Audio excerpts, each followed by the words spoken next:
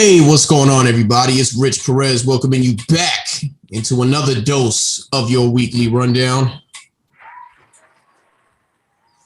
Joined in with me, not as always, but all the way from the U, Mike on the mic. Mike McCoy, how's it going, my man? Sir, thank you very much for having me again. Appreciate it. Always a lot of fun getting on. I'm good. How are you? I'm doing very good. You look like you're doing good, man. You out here enjoying the sun outside? Yeah, man, it's humid as hell out here. Oh, by the way, I saw your IG post. Happy anniversary to you and your girl, man. Y'all make a beautiful couple. So congratulations to that. Thank you. So we got a lot to dive in. We was off last week because I was out of town this week. Kayson's got some things going on, but I said we can't take 2 weeks off. So I had to get Mike on here, and we got some things to talk about, Mike. So some of the biggest news in sports going on. Obviously, the Olympics is going on, so that's number one. But we got the NFL season coming up. Mm-hmm. 2-star quarterbacks who have not been happy with their teams. One has a lot going on, but he reported the training camp today, and it was a circus, according to reporters in Houston. When it comes to Deshaun Watson, he did that. I'm only here so I don't get fined type of thing. Basically, my lawyer ain't cheap. That's what Deshaun Watson pulled up to training camp in Houston for. And then Aaron Rodgers, after holding out, saying basically letting it be known that he don't want to be in Green Bay anymore, he returns looking like this might be his last ride. The Green Bay Packers bring back Randall Cobb today, traded for Randall Cobb, gave up a 6th-round pick to do it. So if this is the last dance in Green Bay, it's Aaron Rodgers, Devontae Adams, who's in contract talks right now. Devontae Adams, arguably, if not the best receiver in the league right now. Right. Randall Cobb is back, and those two, Aaron Rodgers and Randall Cobb, have done some great things together in the past. And then you got running back Aaron Jones. That's some nice things on offense. I mean, they still got some things that they got to do, which is why he was a disgruntled star over there. Right. But between these two situations, Mike, what's going on? What are you thinking? I mean, listen, man, I remember when everybody was like, Green Bay's got to draft some weapons for Aaron Rodgers because this, that, and the third, ABC, XYZ. And apparently Green Bay knew something that we didn't know because they went after Jordan Love, and they ended up making it to the title game, right? Ended up making it to the title game. So they got off to a little shaky start. Or did they make it to the title game? They did, right? Yeah, they've been in the NFC Championship game 2 years in a row. 2 years in a row. Yeah, because they lost on my Niners. Right, because they lost on my Niners 2 years ago. I'm still not over the Super Bowl loss, but that's another story for another day. So obviously they knew something that we didn't know, but that wasn't the main reason, or maybe it was one of the reasons, but not the main reason. Aaron Rodgers always said that Love wasn't the story, it was other stuff. So personnel isn't the issue with those guys. And look, I think it would be nothing better than for Aaron Rodgers to have another deep playoff run. Like you said, the man just won MVP, and just stick to Green Bay and be like, yeah, I'm going to ride off to the sunset in terms of my Packers career and, completely dominate, man. That would be great for him. Who knows what they're going to do in the draft? Who knows what other moves they may make to show up some other things, maybe defensively or what have you. But you look at that conference, my Niners are going to be back, okay? I don't know why people like to sleep on Seattle so much, and I know they got off to a hot start last year, but then they kind of faded towards the end. Seattle's always in the mix. In that division, the Vikings are trying to come up, but, you got to have the Packers. I don't think the Bears are going to do anything. And, we'll see. I have them clearly top maybe 3 or 4 in that conference. The NFC West is going to be crazy. You can't expect much from the NFC East. I don't care what Cowboys fans say. But, yeah, man. Mike, that hurts. That hurts. I'm not a Cowboys fan, but I'm a fan of the team in the NFC East. That hurts. Hey, man, look, I'm a pseudo Giants fan. My pops is a Giants fan, and I root for them, especially with Barkley. I like Daniel Jones a lot. Oh, we differ there. Huh? We differ there. We do? Yeah. Yeah, I like Jones, man. I was actually hoping that they picked them when they did. But Rodgers, man, I hope. Hold on a second. you knew about Daniel Jones coming out of Duke.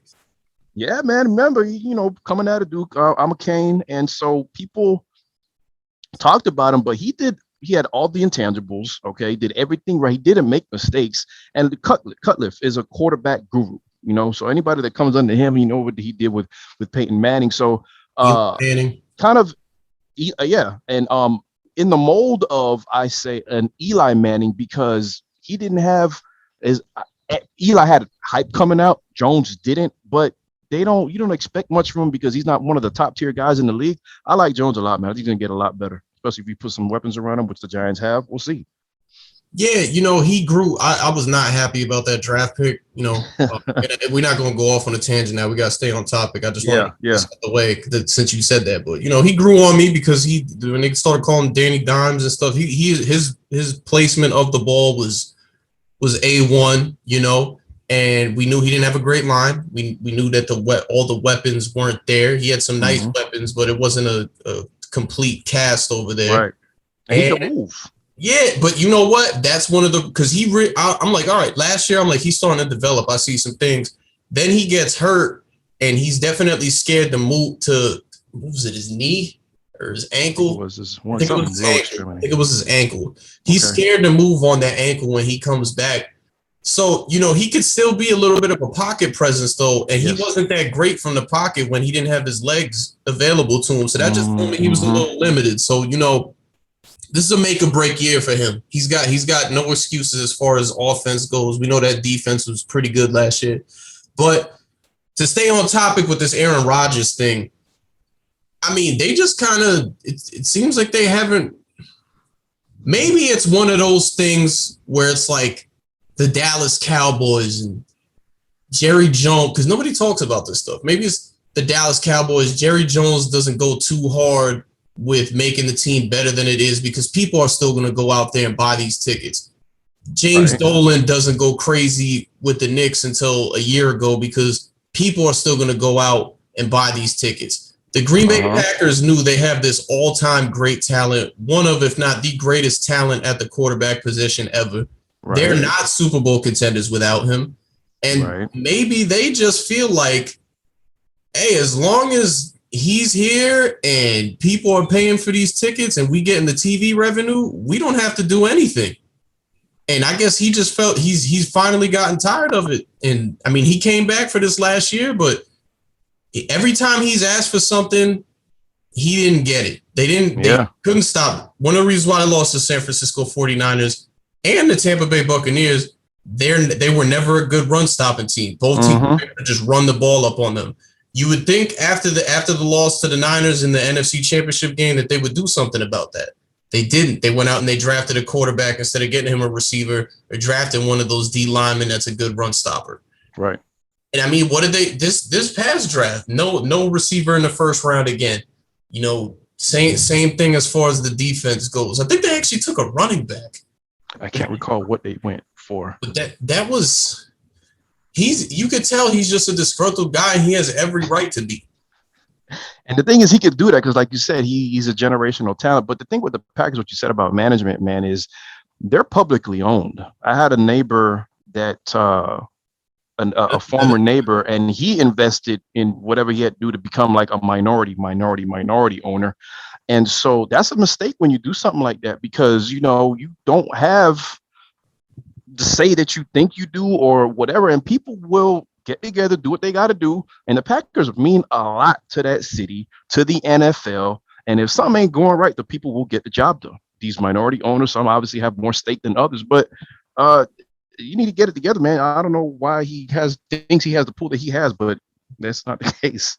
Well, let's get into this because really it really comes down to the general manager, Brian Gutekunst, and the president of football activities over there. Not so much ownership because we know that they're publicly owned. But let's get into it because he went crazy in his first press conference today. So the first quote I have here is, yes, it was definitely something I thought about, and this is him talking about retirement.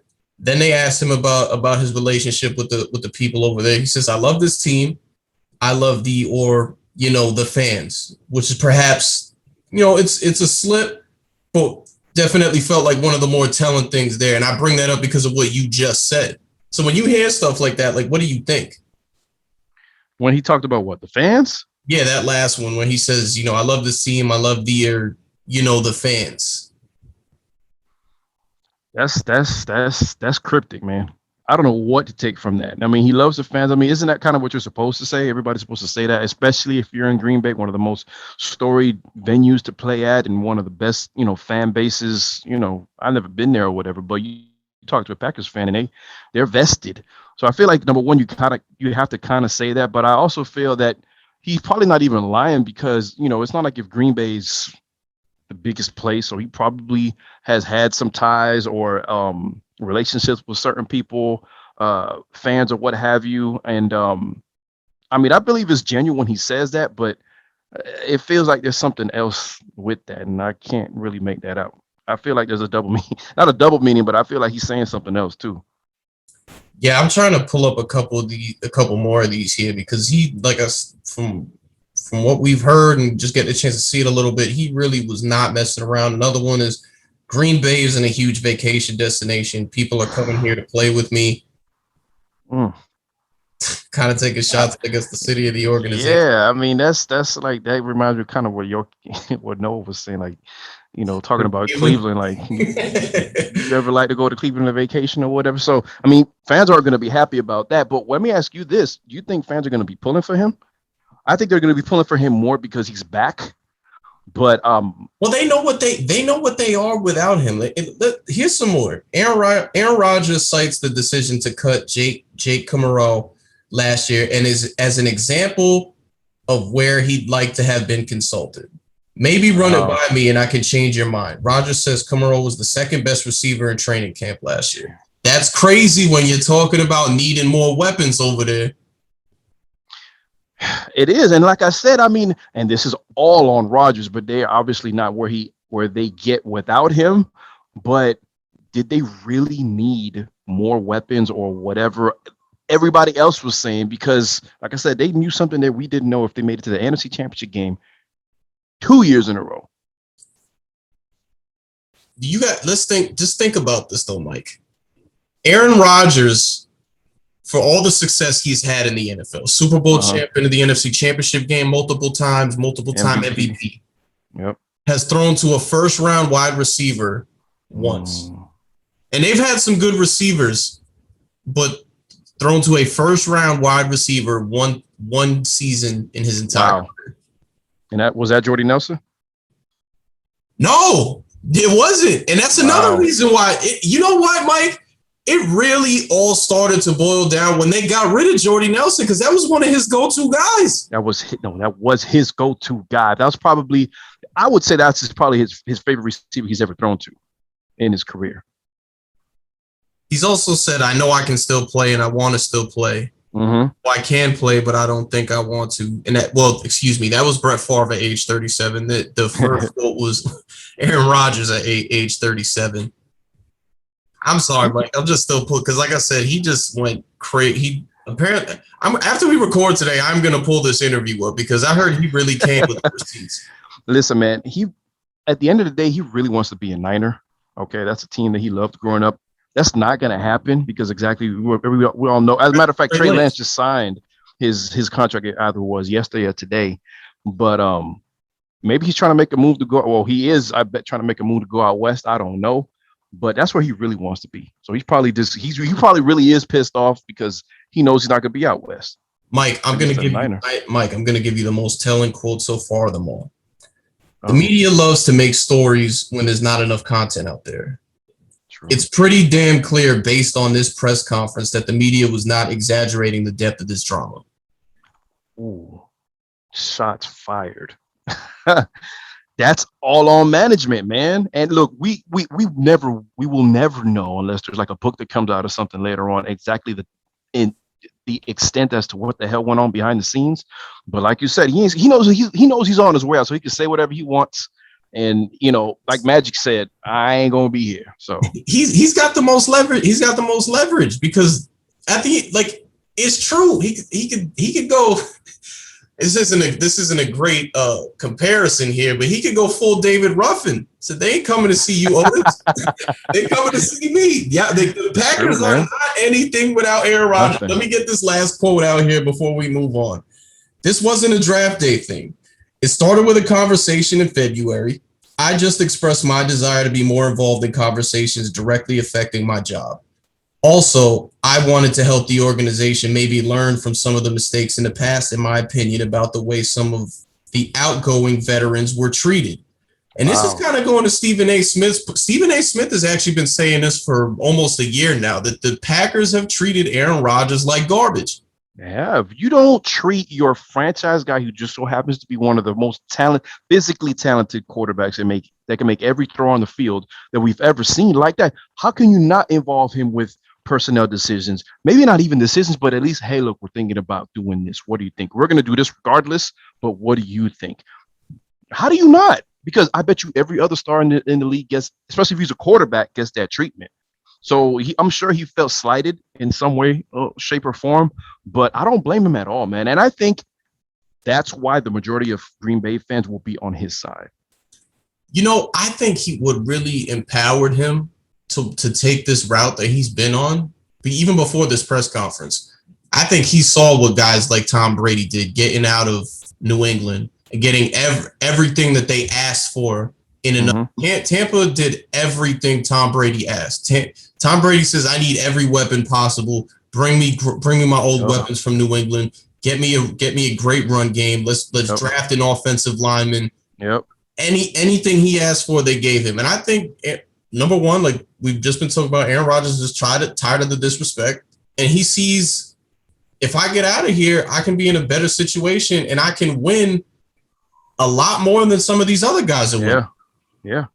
He shouldn't have just one Super Bowl ring on his not at all on his resume. And you and I agree on the fact that rings don't necessarily define someone's career. Okay, not 100%. I don't think that's not the ultimate and only measuring stick I can say, but he still should have more than one ring on his resume.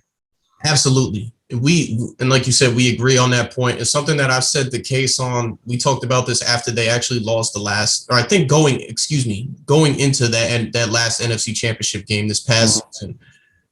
Good quarterbacks win you a Super Bowl. The great ones always have more than one, though. Yep. Agreed. I mean, we're talking about Trent Dilfer has a Super Bowl ring beating the Giants. I mean, that man, we could have started at quarterback with that defense or whatever, but like you said, a solid quarterback, which probably Trent Dilfer wasn't even that, can get you a ring. I mean, you talk about that Baltimore team, man. That was just, you can literally give them 9 points and they'll win you a game. We don't even gotta. I mean, that defense was a team that just monstrous. And you had Shannon Sharp over there at tight end, who had multiple rings over in Denver. Yep. Before we move on from this football topic, though, I did bring up Deshaun Watson. Do you because he said even though he showed up to camp, he still would like to get out of Houston, and he's another one. Houston has gone as Deshaun Watson has gone. They have had a lot of bad decision making over there, and the only reason they went far was because of him. Now, I mean, this man threw for I want to say 5,000 yards last year. Okay. And they only won like 3 games. That doesn't even make sense when you think about it. And you want to know how, and everybody knows this, I'm not breaking any news here, but when Andre Johnson comes out and says what he said, all right, it's not just Deshaun. Deshaun isn't tripping now. Yes, he has other things going on, but I still don't think that those things outside of football give the Texans any leverage right now. Okay. And the other, I'm sorry to cut you off, Mike. No, go ahead. Here that we have to recognize is Deshaun Watson's issues with the Texans are no different than Aaron Rodgers' issues are with the Packers. I don't know exactly what those things. I mean, what, it's just management. I mean, with Deshaun, I think he wanted to be included in personnel decisions. Okay, but they also he wants to be included in them, but they also need a roster makeover. Yeah, and that's the one thing I didn't get, man. The Texans had such a good team a couple years ago, and that coach, I have no idea. They get rid of the GM. They have the coach play coach and GM, just thinking, hey, he came from Belichick's tree, so maybe he can do what Belichick did. But people don't understand. Not Belichick's in a class of his own when it comes to this stuff. And he trades away Jadeveon Clowney, one of the top edge rushers in the game. And then you trade DeAndre Hopkins for crayons. peanuts. I don't understand that. I still don't understand it, man. And that they said, and DeAndre Hopkins, the pro that he is, okay, came out and said that there was really nothing with that he got along with people or whatever. And he's probably playing it smart. I don't believe him because apparently you listen to what everybody else says. Bill O'Brien, who's now at Alabama, the offensive coordinator at the Crimson Tide, he just had it in for him. Okay. And he didn't even get, like you said, peanuts. What did they get? Like a second, third round pick? They got, I forget the running back that they picked up in that draft in that trade. But number one, this ain't a running backs league no more, and this is a running back past his prime. So that's the weapon you got back. And David Johnson. They got like third. Yeah, I believe that was him. But then they get like a third and a fourth round pick back for DeAndre Hopkins, who's another one at the time. He's got the best hands in the game, arguably the best receiver in the game in that conversation. Man, the Texans. But I thought so highly of the Texans way before that because you had DeAndre Hopkins as your number one receiver, then you had Will Fuller as your number two. Right. And then they had, I can't remember who their tight end was. Their defense was solid. It was defense all right. And obviously you got, Watson there. Bill O'Brien is an offensive guy. And so they were up and coming. They had that playoff loss at home against the Bills in which did they come back and they won that game. They beat the Bills. Yeah, they won that game. Bills. They came back and they won that game. I remember I was watching Deshaun Watson, man. This week, greatness, him putting it all on his shoulders. They were down and they came back. Awesome game. And the turnaround started with the sack by your boy who's now he's with the Cardinals too.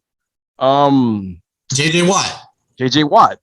And that was the year that he got hurt. He had that pec injury or whatever or something that they ousted. That he was just like, I'm done with this. I don't get the decision making. I don't know if it's financial with that. I don't know. It's just GMs that don't have a clue. Maybe it's I don't know, man. The Texans are inept. They've been inept. Yes. You just since Andre Johnson. Andre Johnson is one of the most physically. He brought it up on the I Am Athlete podcast. Yep. It's been that way. Like I'm not even a Carr guy, but Carr might have had a better career if there was some better decision making over there. I always was rooting for the guy, and he wasn't never a top level quarterback, but his career probably could have been a little bit better if there were some certain decisions made that weren't. But you're talking about going back since when Andre Johnson was drafted, because Houston, I don't think they've ever even made an AFC champ. I don't even think they've ever won the division. Okay, and Andre Johnson got drafted in like what 03, 04, 05. So you're talking about problems that are near 20 years.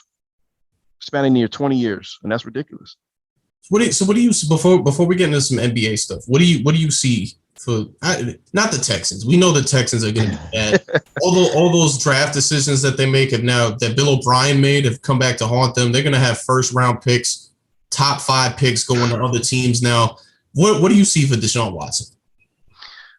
Because they're listening to offers now. He definitely is worth whatever it is that they're asking, whether it's 3 first round picks.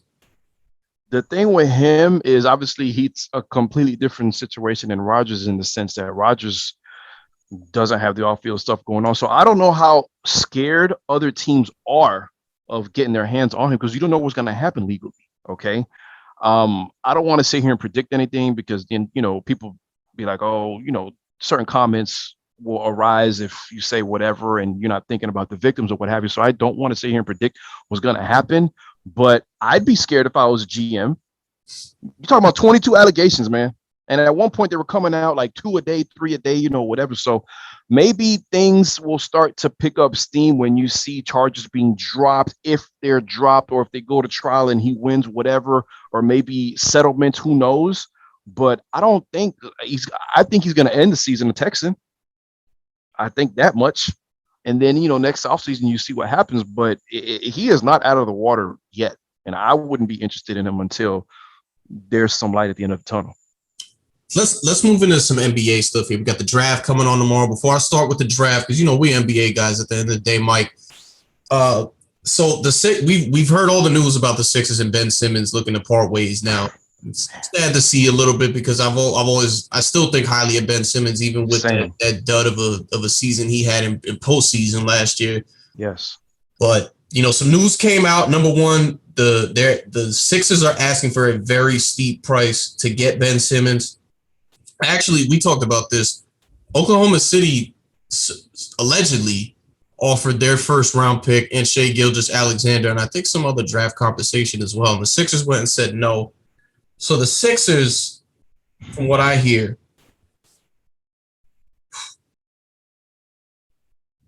let me pull this up, man. I don't know what is going on here. They are looking for almost a Harden-esque trade package for the 3-time All-Star. Wasn't it something like 3 or 4 first rounders that they want? Something like that. And here's my thing with the Sixers, man. And again, I think very highly of Ben Simmons. I think he could be one of the top players in this league in the future. He's already a star in this league, even with his deficiencies. Agreed. You cannot ask for a steep asking price like that after the season he just had. No, you can't. You're either going to have to run it back with him and then try and trade him, hoping he's up that stock, or you're going to have to take those expectations down a little bit. You're 100% right. And then another thing, obviously, it's going to have to be a multi-team trade. 3-4 teams to get that, to make that happen. And I don't know how many teams. I mean, it's too, like I said, like you said, the asking price is so steep. You can't even begin to predict what teams would be interested in that because there's so many different moving parts. But like you said, coming off a season like that, you got a guy, and mind you, the guy saying this is Elton Brand, who's a smart guy. Okay. He's a smart guy. He built a really good roster, got a really good coach over there, but I'm surprised they're not wanting him to run it back. Okay. Because I'm thinking, huh? So was I. You're allowed a bad year. Okay. And the guy was averaging, 14 in the regular season. He had a terrible offseason, but still, man, you got to think that a guy like that is going to try to redeem himself or want to. And another thing is this wasn't all on court because he's been giving the Sixers apparently, stuff that you and I have heard or read that he isn't fully vested with, going all in or anything like that. So maybe a lot of this has to do with him and his bad habits. So maybe you get that, to turn around and you see a different type of Ben, but you gotta, that approach is completely off by Elton Brand. And I'm surprised that he's sticking to his guns. Well, I honestly, man, I think that I guess they just get tired of what they're dealing with him. I think they're starting to get aggravated. And hear me out when I say this. I think they're starting to get aggravated with the fact that he hasn't developed his shot. But Doc Rivers is a championship coach. Yes. He's been in the playoffs numerous times in his career with 3 different organizations. Right. Now he's with his 4th. It's your job to coach this guy up and get on him when it comes to shooting and other things like that. Like the Sixers are definitely at fault in somewhat of a way here. It isn't just all Ben Simmons. Now, you brought up what we've heard with Ben Simmons and his mentality and stuff like that. Look, that's not great either. But both parties are definitely not, like, it's not one side over the other here. They both have issues that need to get fixed. The thing with that is Doc will he wants to win now. And he probably knows that he can't if Ben is that guy, unless he's thinking about moving, a position switch and taking the ball out of his hands, in certain situations. The guy probably will a fantastic 4, okay? No pun intended.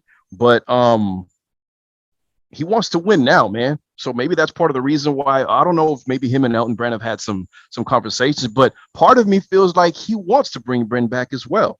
Okay. I don't know what to think about Doc, but Doc is definitely one of the better coaches in the league. And he's had that thing on him that he just gives up leads. And I'm not just talking about in games. We're talking about in series. I'm a KG guy. And I watched a lot of Celtics when KG was over there, and they were notorious for giving up double. They lost Game 7 in the 2010 Finals after being up 13 points by giving up So I don't know, man. I really would like to know how Doc really feels about keeping him or not. Right. So from Sam Amick, this is the last thing we'll talk about with this. The front runners to land him right now. Mm-hmm. It's all in the East. the Washington Wizards, the Toronto Raptors, and the Miami Heat. Now, all off those three teams, it's pretty obvious who has the best package to offer. Right. Here. Do we need to say it? I still can't believe you're a Heat fan, man. I wasn't going to say it. You think I was going to say the Heat? Yeah, I thought you were going to say. No, I wasn't. You were going to say the Raptors? No. You're going to say the DC? Yeah, they got Bradley Beal. Yeah, I know, but that's all they got. And look what they want. Look what Philly wants. You know what I'm saying? Well, like you said, like we said, or we agreed, it's going to have to take more than one team to pull this off. But I'm thinking that he have more moving parts. Beal has these. You're down there. So, because I was just saying today, I think that he would be a good piece for them.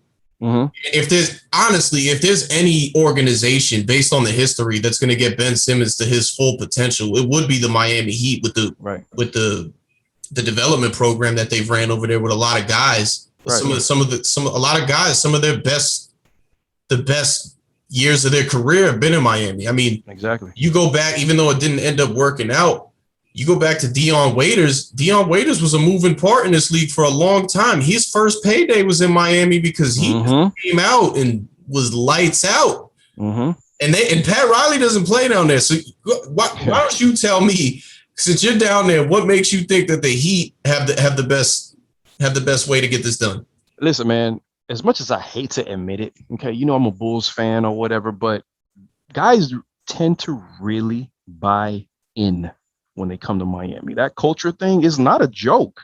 All right.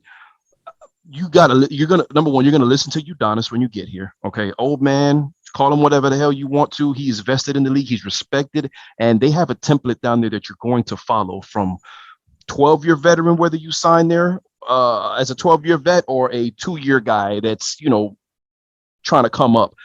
They have a system. It works. Their conditioning is off the charts. Okay. You are not going to go there and be out of shape. All right. And I mean, you look at what's there now, the pieces. Okay. Jimmy Butler doesn't play around. He wants to win. And, Pat Riley knows how to make deals. Okay. So that's the number one thing is the culture there. And you come here, you buy in, especially if you're trying to maybe, I don't know if this is the right word to use, but resurrect your career. We've seen veterans come here that maybe have been moving around or whatever, and they play well. Right now, Iguodala's on the roster, Ariza's on the roster. These are guys that anybody would want, maybe not to play a significant role right now, but they can help your team win. So what does that tell you? Okay, and this is a destination place. Who doesn't want to come to Miami? I don't understand why every pro sports team down here isn't the best every year, because this is literally, I live where people want a vacation. I live here. And so the number one reason for me is that culture thing, man. It's real. I mean, it is starting to turn around over there. It seems like the Dolphins are getting back on track, and the baseball team down there is looking. Made the playoffs last year, and right now, I mean, I'm not much of a baseball guy, but I read what's going on, and people aren't happy right now. But we'll see. Yeah, I know a lot of people down there don't like my man Jeter. Give it some time though. I guess we can. Before I want to get into this draft, man, because I didn't get to talk championship because I was gone. So I'm glad I have you on, Mike. Yeah. Let's do that, man. Let's do that. Let's talk some championship. What were your thoughts on it, man? I told Kayson, I want to say it was after. Was it game 3 or game 4? I want to say it was. It was game 4. After Milwaukee went and got that win, I was just looking at the faces of the guys on Phoenix's team, Devin Booker especially, and I was like, these guys look seriously defeated. That's a series. That's a momentum changing win right there in the series. The Bucks talking about the game that they came back and won. The Bucks. Yeah, I think that was 3 or 4. Can't remember. I want to say it was 4 because they were going back to Phoenix. Okay. Yeah. Okay. Good point. Man, I feel, and it's crazy, like the roller coaster that you can feel or you can kind of sense as a fan, especially if you're on the outside looking in, because you're talking about a team that was down 0-2 and it wasn't looking good. All right. And then they go out and they win 4 in a row. But I feel you after that. And then you kind of, I think one of the big things it was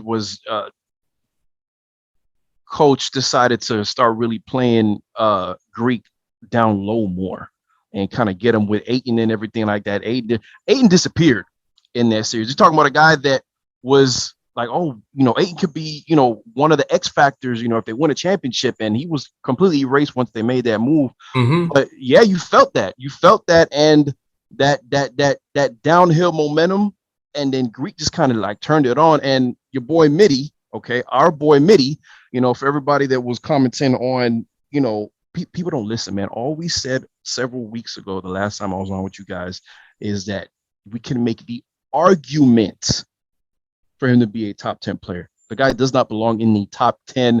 We can name 10 guys that are better than him, but you can make an argument that he does because the dude showed how clutch he was. He had what, 2 40-point games in the finals, or one? At least one. I think he had at least one 40-point game in the final. Super clutch. So hi, everybody that was saying I don't need to be on the show no more. All right.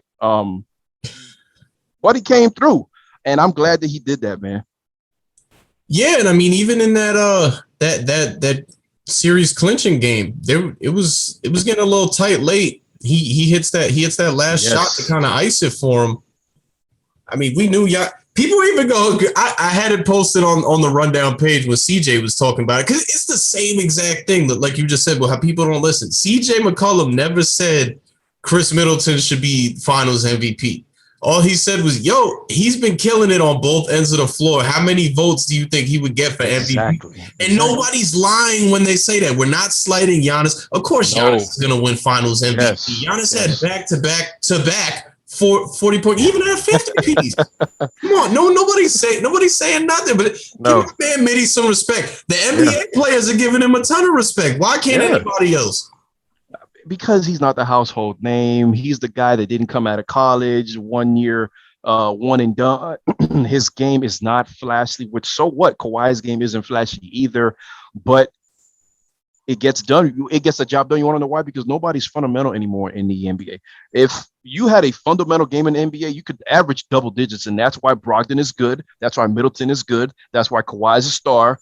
And, the game isn't built around fundamentals anymore. And that's a shame. But that's probably why he doesn't have that crazy, flashy crossover. But the dude got a bag.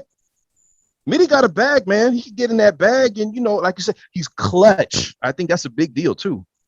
Absolutely, man. I feel like people kept going back when we were making these arguments. People just kept going back to the Shaq Kobe thing, which isn't a bad comparison, because when you look at those two duos, it's kind of the same thing. Shaq, not a great free throw shooter, dominant force. Giannis, kind of the same thing. Mm-hmm. Neither of those guys good from beyond the arc. Middleton and Kobe, and Middleton is no Kobe Bryant, but similar for what you do with the teams. You need that guy to get that shot. Middleton's going to be the guy to get that ball. Right. Obviously, he doesn't win. Giannis doesn't win without Chris. Okay. And obviously the other way around. And obviously you can maybe try to find somebody else for Chris. In Chris's place. But he was a perfect piece for that team. Those guys have been together for 8-9 years. Yeah. Okay. So they came in the league together since the beginning. Since the beginning. And you grow like that. And I love that they won it. Number one, the market that they're in. And that's not a super team, but that's a hell of a big three. Okay. Absolutely. And I mean, I want to give a shout out to Kareem, man, one of the greatest basketball players of all time. He was celebrating after, but Kareem, I ain't forget, man. You was on, I think it was The Jump. It was either The Jump or First Take. You was on one of them shows, and they asked you if Milwaukee could win it. You did not have faith in your former squad, man. I didn't. I seen it. Don't get all happy. Now, I see you with the young girls and all that. You was doing your thing, but I was impressed. I remember there was no faith. So Milwaukee, if y'all go do something for Kareem, just remember he wasn't picking y'all. Buddy over at ESPN, I forget his name. What's his name? He's no longer with ESPN. Oh, he isn't though. No, wow, I wasn't aware of that one. But I do know that he said the Bucks weren't going to win a game in the finals.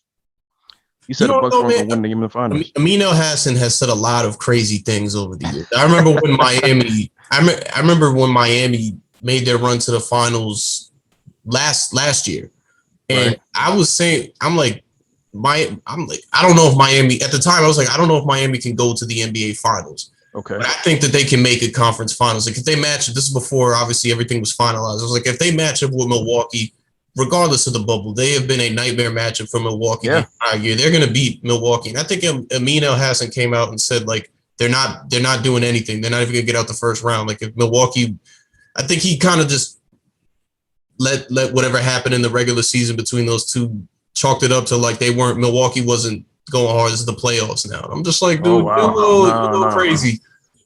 Before things started going crazy with COVID, the Heat were a really, really good team. And again, that's just something like people tend to play together when they get here. I don't know what it is. Maybe it's the Riley factor. And let's give some credit to Spo. That's a top 5 coach in the NBA.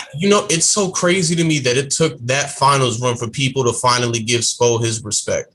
A lot of people chalked it up to his titles in those finals. He just had LeBron and D Wade. And I'm like, no, this dude can coach, man. This dude can really coach. The dude was under Riley. He made his way up as from a video assistant. He knows the game of basketball. And as much as I hate to admit it, okay, especially being a Bulls fan during the Big Three era when Rose was here, with Chicago, you know how hard that was. Okay, I mean, look.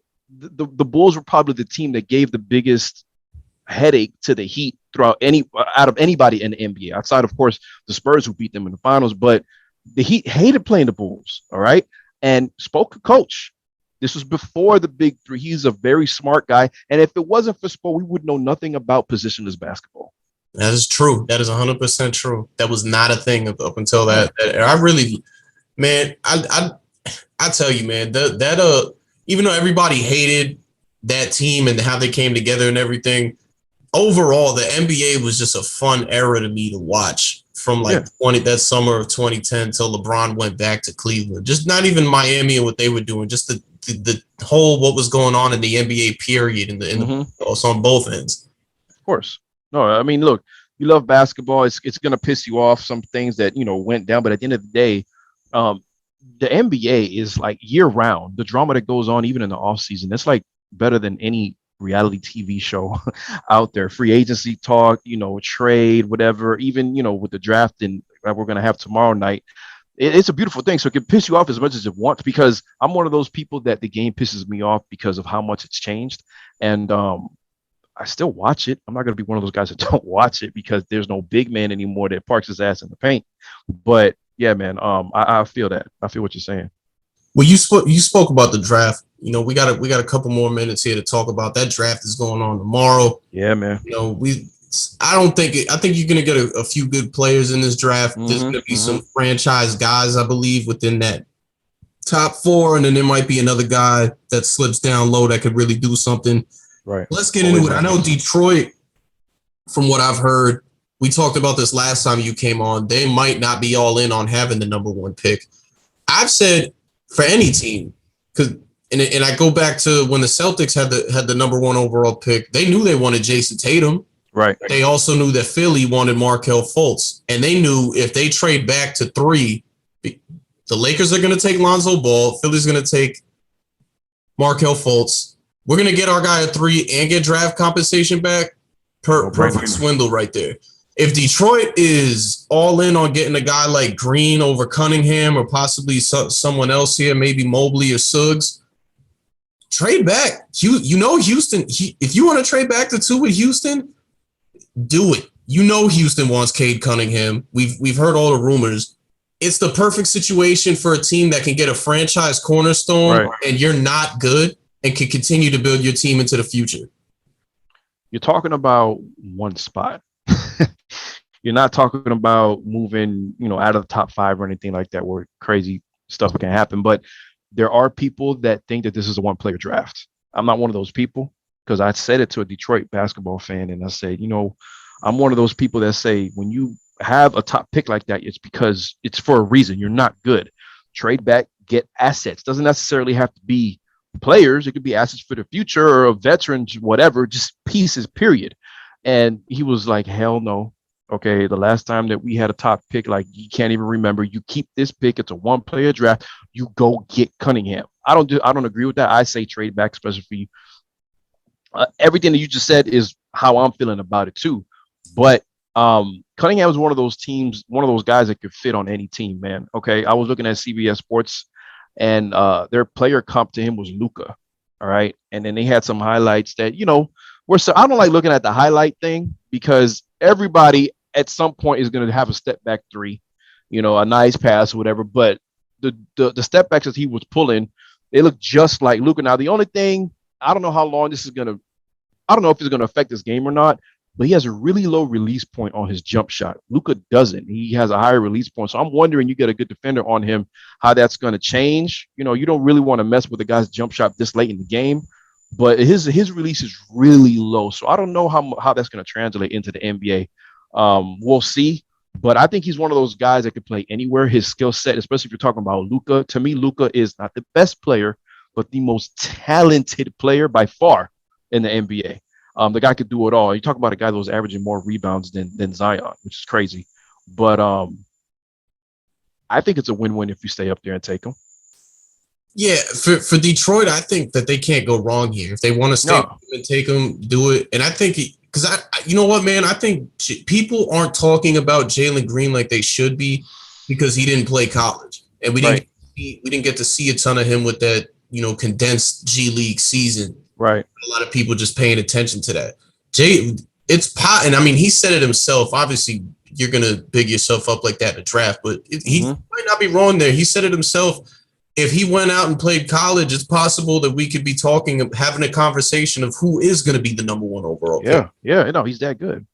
So, I mean, right now you got Cade Cunningham. This is the last mock draft I've seen from Jonathan Givony. Cade Cunningham at 1, Jalen Green at 2, Evan Mobley at 3 to the Cavs, Jalen Suggs at 4 to the Toronto Raptors. I see they got Scotty Barnes going to Orlando at 5, but I've actually heard that's not Scotty. I actually heard Orlando really likes this kid, this guard from Stanford.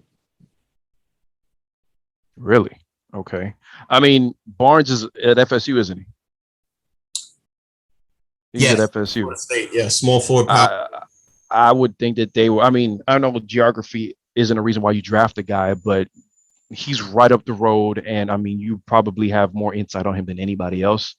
But I think Mobley, to me, in terms of being the second best player in the drafts between Green and Mobley, like I was gonna say about Green, like he's rail thin. Okay, he's a good 6'6". He's not even 200 pounds right now.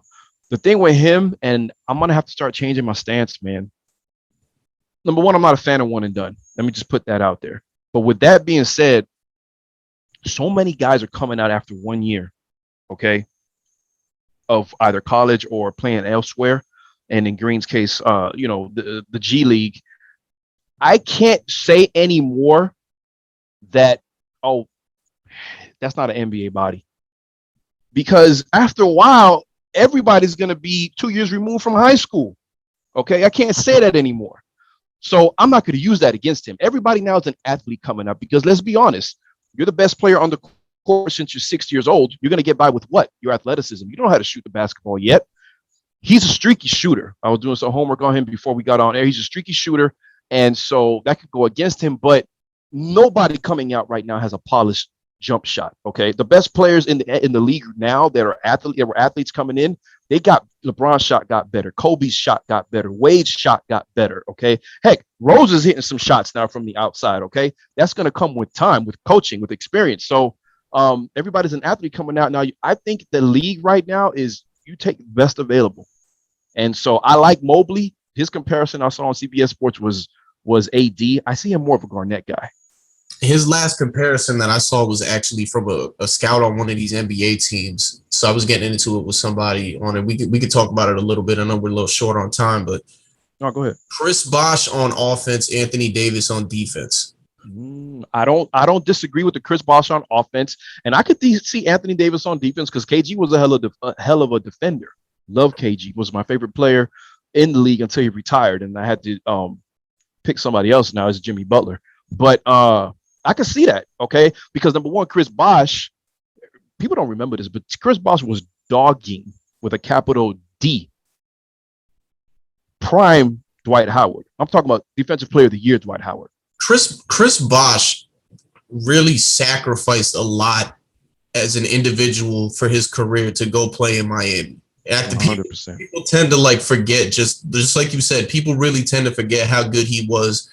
I mean, he didn't have the team around him in Toronto. That was one of the reasons he decided to leave. But just he was willing Toronto to the playoffs. Like that's how good of a player Chris Bosh was. That's why he's going to the Hall of Fame. Not Chris Bosh. Yes, the championships added to it, and the things he did to get those championships added to it. But the performances he put up before Miami are another big reason why he's going to the Hall of Fame. Yeah. I agree with that. And I mean, you can pull it up right now. Every time he would go up against Dwight Howard, he made Dwight Howard look like he didn't even belong in the league. And that was hard to do because Dwight Howard was winning 2 and 3 Defensive Player of the Year awards in a row. Dwight Howard is another guy that people forget because of where his career ended up going. People forget how good he was at one point in time. The Magic don't get, remember, they were playing out offense. Let him do an finals. Yeah. And he was a significant piece of that Lakers team. He just like if he was coattail riding. They went to him a lot more defensively than anything, but he had a lot of minutes and he was a contributor on that team. He wasn't just riding the bench. Yeah, absolutely.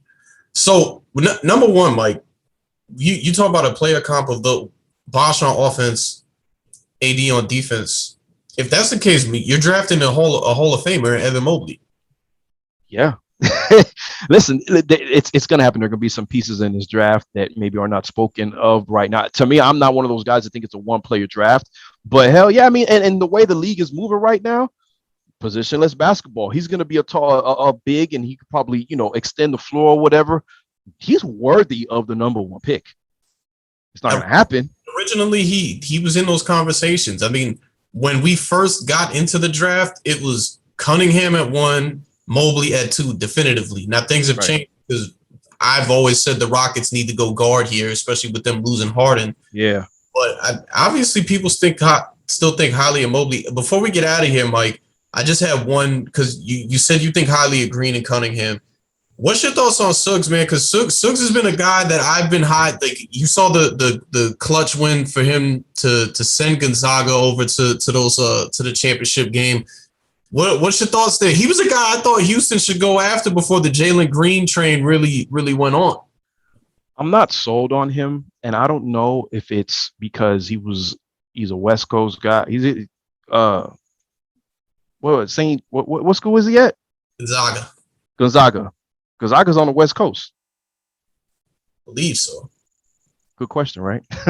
All I know is I'm not as sold on him as others are, and obviously I saw more of him, as the season went on. They were on, yeah, you're right, almost more West Coast, right? Okay, there you go. So I don't know, man. Look, it's weird because I was a big fan of Malcolm Brogdon before he even, a lot of people, old man games are going to translate. He's not that athletic. No, the dude can play because he's smart. And I don't know why I don't feel that way about Suggs because, more athletic than Brogdon, but I'm just not sold on it. Maybe it's because Gonzaga really didn't play. They were a good team. They're well coached. And if you're a guy that will take coaching well, then you can play anywhere. I get that. But I can't put my finger on it, man. I'm taking a whole bunch of guys before him.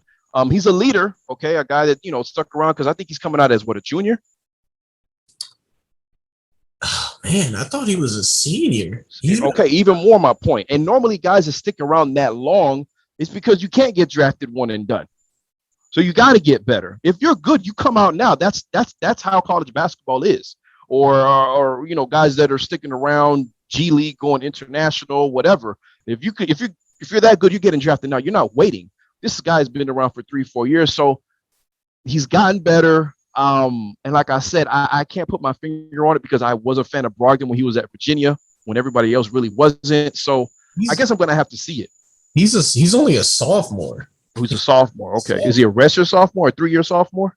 All I see is his college debut was November 25th, 2020, recorded a 24-point and 8 assist game in a 102-90 win over Kansas. True sophomore. So he's a true sophomore. So he could play. Okay, he could play. Maybe it's because he's not in these. The West Coast can be one thing, but I would like to see him against some real deal competition. I wish I would have known we would have get in depth with him. It's not too late to pull it up. Well, how did he perform in that championship game? because Baylor has some real deal guards that were playing some real deal defense. Number one, his number line for the season was 14.4 game points, 5 rebounds, 4 assists, 50% from the field. In the championship game against Baylor, 86-70, they lost. He shot 53% from the field, 66% from the free throw line, 40% from 3, 1 rebound, 3 assists, 22. Good game. 8 of 15. Okay. I guess I'm just gonna have to see more of it because I mean that's a championship game. You're gonna be up. You're gonna be hyped to play. You're playing for literally everything. So I'm not saying he's a terrible player, and I'm not saying I wouldn't take him. I'm saying number one, I would take other guys ahead of him. Okay, and I am also saying that I would like to see more from his game in terms of because apparently the guy hustles. From what I do know about him, the guy hustles. He's very coachable. He's a leader, and those are all like intangible stuff.